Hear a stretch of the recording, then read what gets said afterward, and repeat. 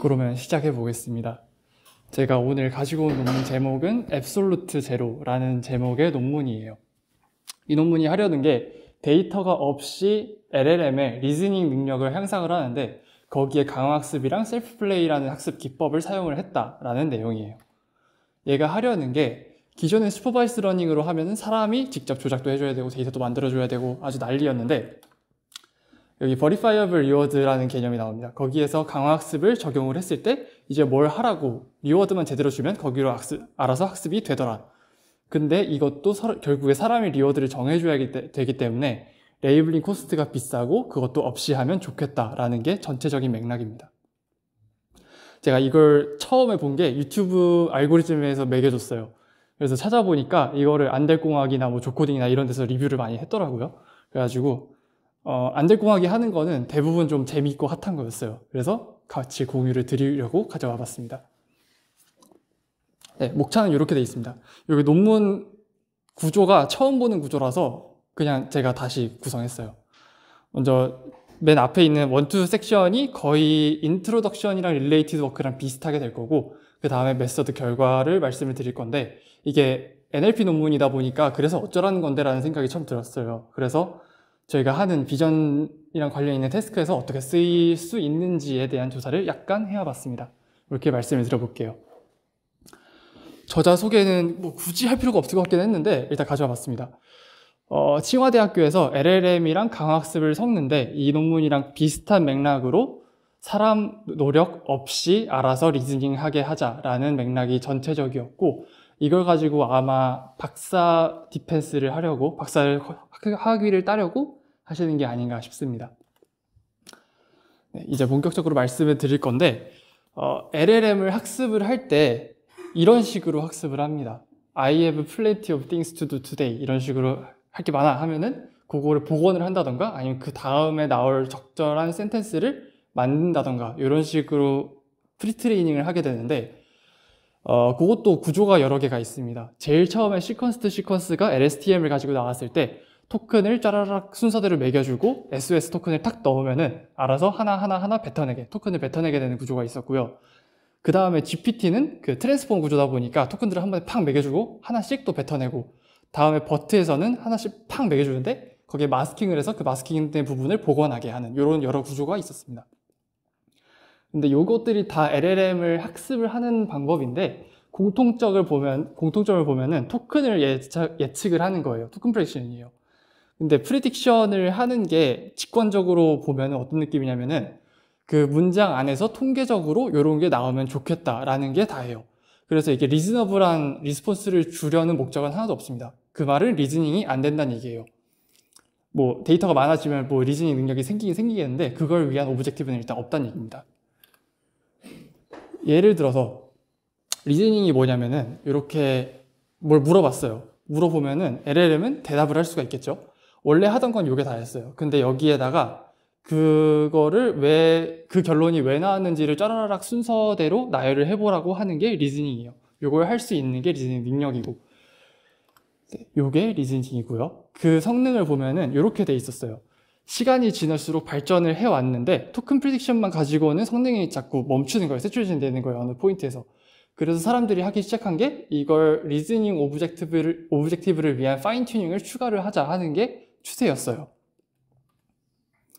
그 파인 튜닝을 어떻게 하냐 하면은 보통 가우시안을 줍니다. 가우시안이래. 그 강화학습을 합니다. 강화학습을 하는데 그 오브젝트는 리워드를 맥시마이즈하고 그 리워드는 좋은 리스폰스를 뱉어라 라는 거예요. 그 좋은 리스폰스라는 게 되게 애매한데 그건 나중에 말씀을 드릴 거고 기본적으로 식이 이렇게 돼 있습니다. 액션을 뱉었을 때 리턴이 최대화되게 해라. 근데 그 리턴은 당연히 모르고요. 스팔스하기도 하고 노이즈하기도 하고 스토캐스틱해서 그레디언트 베리언스가 굉장히 커집니다.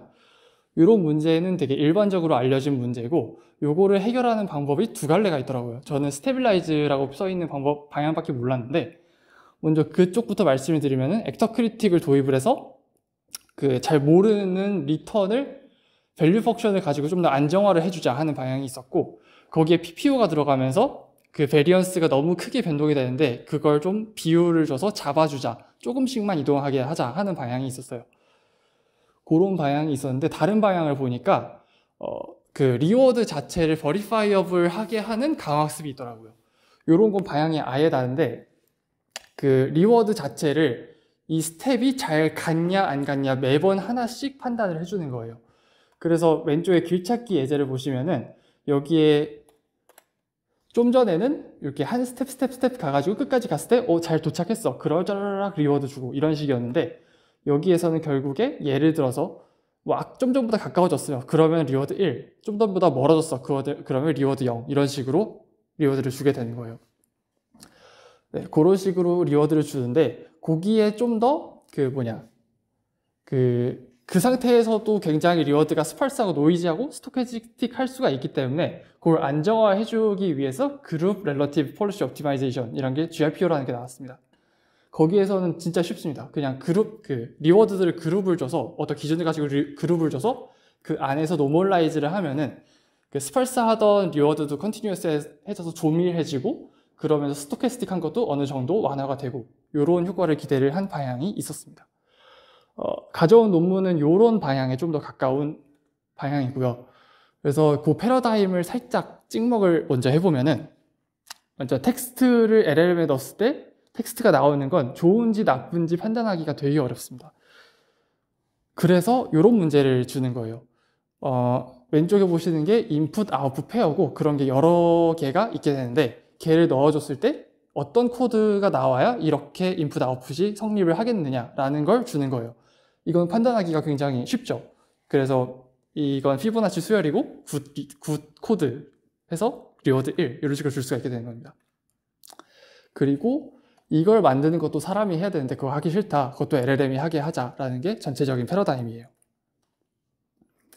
그래서 아까 보여드렸던 그림에 Absolute Zero Listener라는 카테고리가 추가가 됐다고 보시면 될 것 같고 거기에 Verifiable Reward에 GRPO를 추가하고 그런 모양이라고 보시면 될 것 같습니다.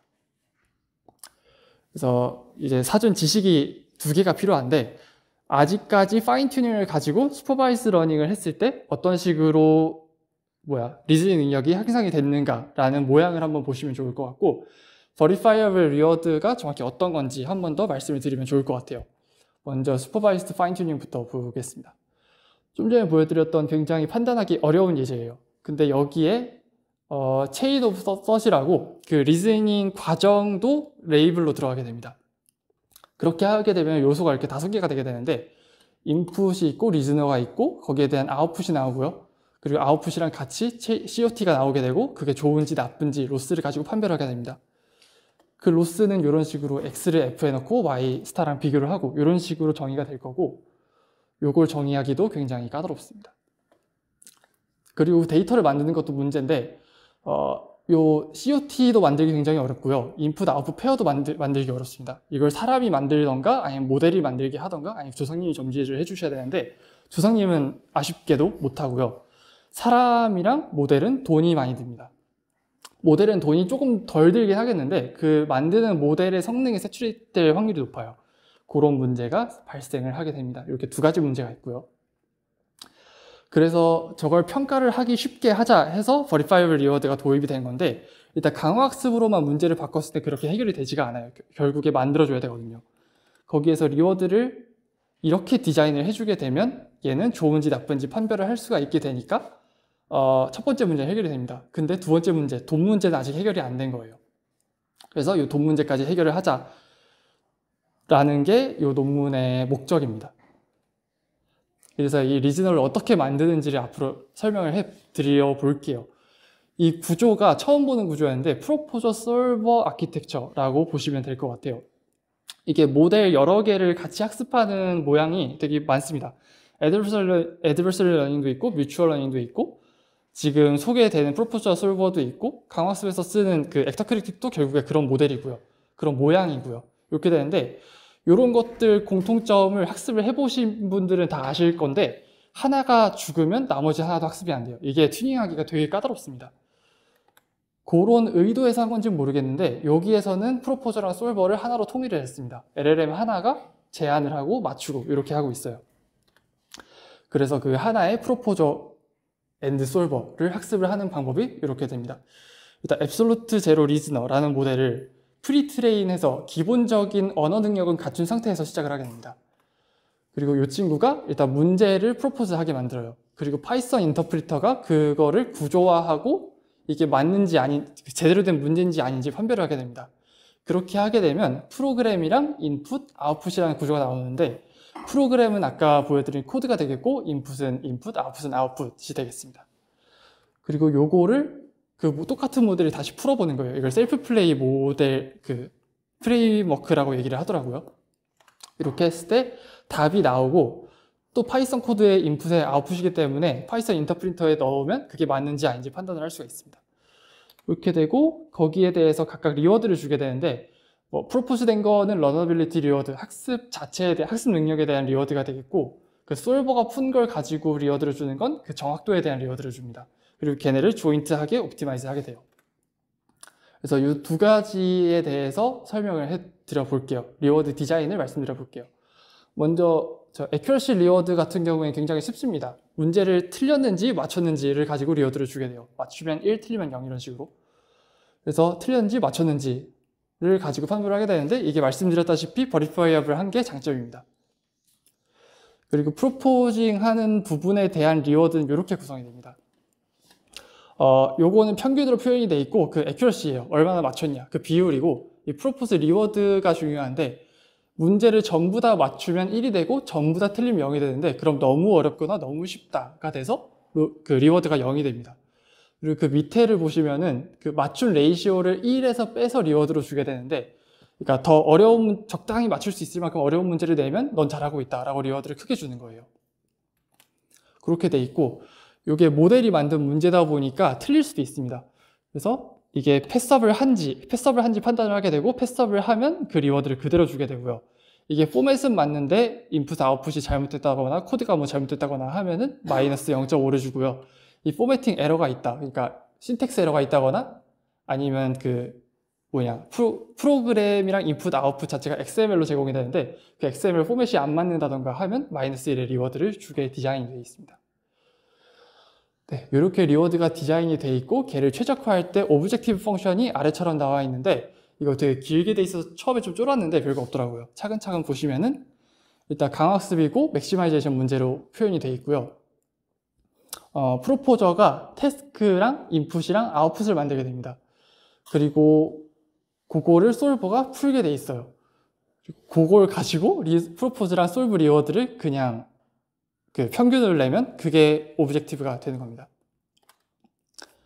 네, 그렇게 돼 있고, 여기까지 읽고 생각을 해봤어요. 이게 GPT가 하던 토큰 프리딕션이랑 뭐가 다르냐? 그 코드랑 인풋 주고 아웃풋 나오면 그냥 다음 토큰 예측하는 거랑 똑같지 않나 라고 생각을 해가지고 그 뒷부분을 봤는데, 얘는 애덕션, 리덕션, 인덕션 3개를 한 번에 학습을 합니다. 귀추, 연역, 귀납이고요. 한국어로는. 그림으로는 이렇게 됩니다. 셋 중에 하나를 뚫어놓고 다 해보는 거예요. 그래서 예를 보여드리면은, 먼저 프로그램 트리플릿이 이렇게 제공이 됩니다. 인풋이 있고 그걸 코드에 넣었을 때 이런 아웃풋이 나오고 이렇게 구성이 되어 있는데, 애덕션을 하게 되면 인풋을 추론하게 되고, 디덕션 하게 되면 아웃풋을 추론하게 되고, 인덕션을 하면 어떤 코드에서 이렇게 되는지 추론을 하게 됩니다. 이렇게 3개를 하게 되면 단순히 토큰 프리딕션이 아니라 진짜 그 논리를 학습을 할 수 있겠다 싶더라고요. 그렇게 돼 있었고, 그 태스크가 밸리드한지를 판별을 할 때 기준이 3개가 있습니다. 일단 코드가 신텍스 에러가 있으면 안 되겠고, 파일 IO 같은 그 시스템을 건드리는 코드가 들어있으면 안 되겠고, 그리고 스토캐스틱한 부분이 들어있으면 좋지 않겠다라는 게 3개의 기준이 되겠고요. 저 스토캐스틱한 거는 그냥 여러 번 했을 때 결과가 똑같이 안 나오면 스토캐스틱하다라는 식으로 되게 단순하게 정확하게 판단을 하고 있었습니다. 네, 그래서 이제 그 결론이 아니라 결과인데, 이 결과가 아카이브 논문이라서 그런지 되게 애매합니다. 좀 더 많은 설명이 있었으면 좋겠는데, 제가 LLM 논문을 처음 봐서 그런 건지 모르겠는데 부족해 보였어요. 여기서 하는 거는 여기 맨 왼쪽에 있는 컬럼들이 그 모델에 대한 얘기고요. 두 번째 컬럼 셋이 그 코딩 문제를 푸는 점수입니다. 세 번째 셋이 수학 문제 푸는 점수고, 각각 코딩, 수학, 평균, 이건 전체 평균 이렇게 돼 있습니다. 이렇게 했을 때 하는 얘기가 모델 데이터, 그러니까 데이터의 크기가 이렇게 큰 걸 제공을 했을 때 성능이랑 우리 거랑 비슷하다라는 얘기고, 네, 그리고 성능이 일부 향상되는 경우도 있다라는 게 이 표에서 얻을 수 있는 전부였어요.